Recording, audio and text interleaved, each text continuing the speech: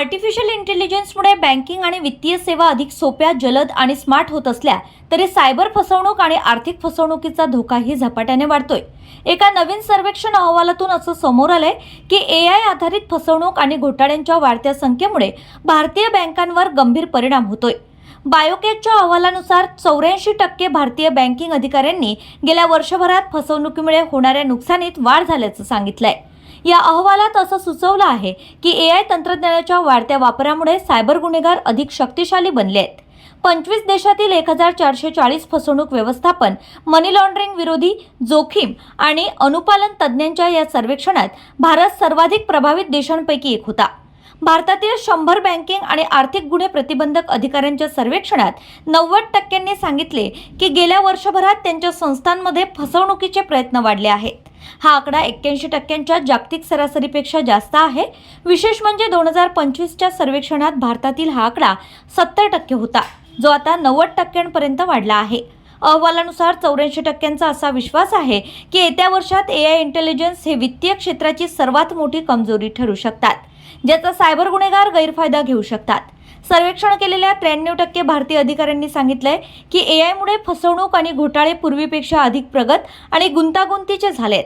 केवळ बँकाच नव्हे तर ग्राहकही ऑनलाईन फसवणूक आणि घोटाळ्यांना बळी पडत आहेत। सर्वेक्षणानुसार 58% अधिकाऱ्यांनी असा अंदाज वर्तवलाय की त्यांच्या ग्राहकांचे दरवर्षी $5 दशलक्ष पेक्षा नुकसान होत आहे, तर 44% ग्राहकांचे $10 दशलक्ष पेक्षा जास्त नुकसान झाल्याचं सांगितलं।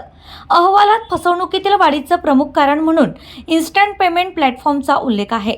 सुमारे 66% भारतीय बँकिंग अधिकाऱ्यांनी सांगितले की इन्स्टंट पेमेंट सिस्टीमचा वापर करून होणाऱ्या घोटाळ्याचे प्रयत्न हे फसवणुकीतील वाढीचं मुख्य कारण आहे। हा आकडा 59% जागतिक सरासरीपेक्षा जास्त आहे।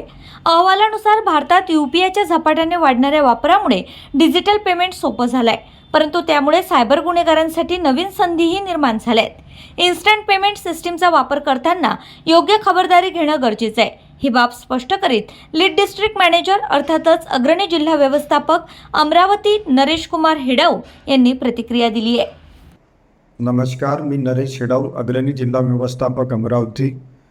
आज जर आपण बघितलं तर आपल्याकडे आता एक नवीन तंत्रज्ञान आलेलं आहे, आर्टिफिशियल इंटेलिजन्स। बघा, कुठलंही तंत्रज्ञान येते तर ते मानवी कल्याणाकरिता किंवा आपल्या माणसांना मदत करण्यासाठीच येते, परंतु आजवर आपण जे बघित आलेलं आहे, जेवढ्या काही तंत्रज्ञान आलेलं आहे त्यामध्ये त्याचे फायदे जेवढे आहेत तर त्यासोबत काही नुकसानसुद्धा त्यामध्ये होते आणि ते नुकसान होतं। आपण खबरदारी घेतली तर त्या तोट्यांपासून आपण स्वतःचा बचाव करू शकतो।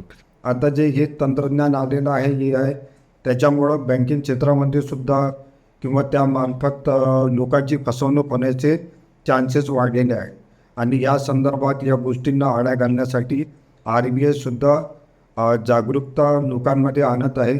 बघा की आपण TV वर बघितलीच असेल की एक ॲड येतं की ज्यामध्ये असं दाखवलं जातं की एक व्हिडिओ कॉल येतो आणि त्या व्हिडिओमध्ये प्रत्यक्ष आपला फॅमिली मेंबर आपल्याला समोर दिसतो, जो कुठल्या तरी अडचणीत असल्याचं सांगतो आणि पैशाची मागणी करतो। आणि जर प्रत्यक्ष व्यक्ती जर आपल्याला दिसत असेल तर फसवणुकीचे चान्सेस वाढतात। तो त्यामध्ये सांगतो की या नंबरवर किंवा या खात्यावर पैसे ट्रान्सफर करायला सांगतो आणि आपण घाबरून ते पैसे ट्रान्सफरसुद्धा करून देतो। परंतु आपल्याकडे आता मोबाईल आहे, त्यामुळं आपण प्रत्यक्ष खातरजमा केल्यानंतरच कुठलाही व्यवहार करायला पाहिजे। सोबतच असं होतं की आता हे नवीन तंत्रज्ञान असल्यामुळे जे सायबर गुन्हेगार आहेत ते कुठल्या स्तरावर जाऊन फ्रॉड करतील याचे काहीही कल्पना कुणाला नाही आहे। त्यामुळे कुठलाही आर्थिक व्यवहार करताना पर्टिक्युलरली जे ऑनलाईन व्यवहार आपण करतो तेव्हा आपण प्रत्येक गोष्टीची पडताळणी करूनच त्यानंतर तो आर्थिक व्यवहार केला पाहिजे की जेणेकरून आपण कुठल्याही आर्थिक फसवणुकीला बळी पडणार नाही।